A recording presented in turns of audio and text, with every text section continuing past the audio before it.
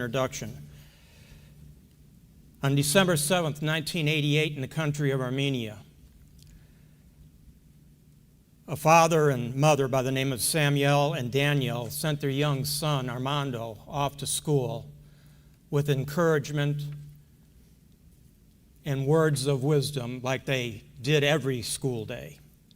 Little did they know that just a few hours later, a massive earthquake would strike that region of Armenia and destroy the school.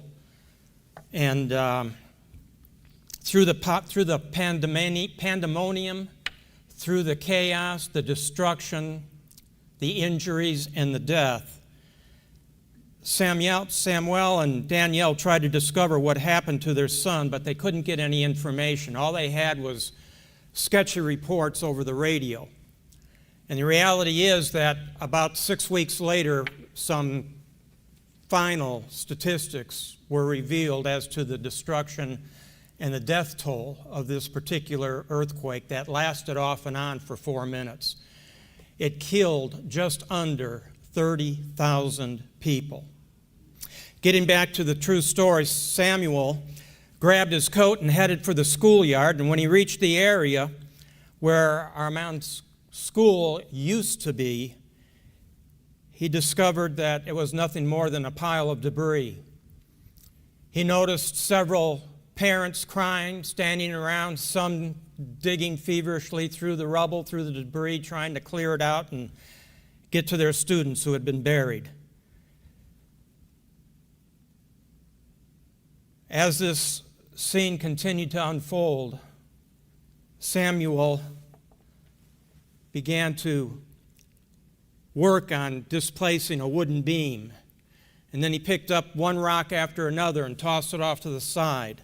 And long story short, long after others had given up, long after firefighters had encouraged Samuel to give up and go home, for 12 hours, Samuel was in the middle of that debris, removing it, trying to rescue anyone who just might still be alive, including his son.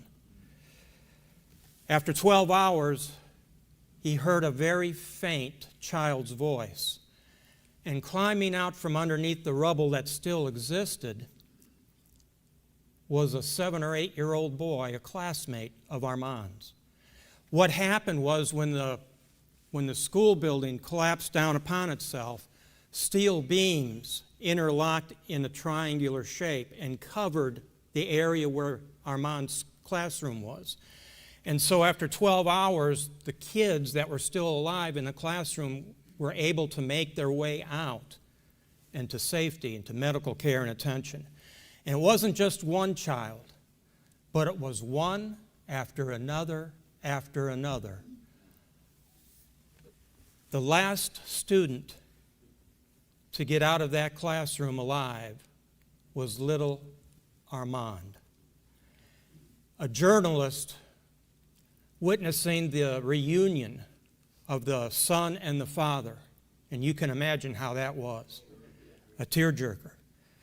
But a journalist heard Armand saying this, and I quote, "I told the other kids not to worry because you told me that you would always be there for me.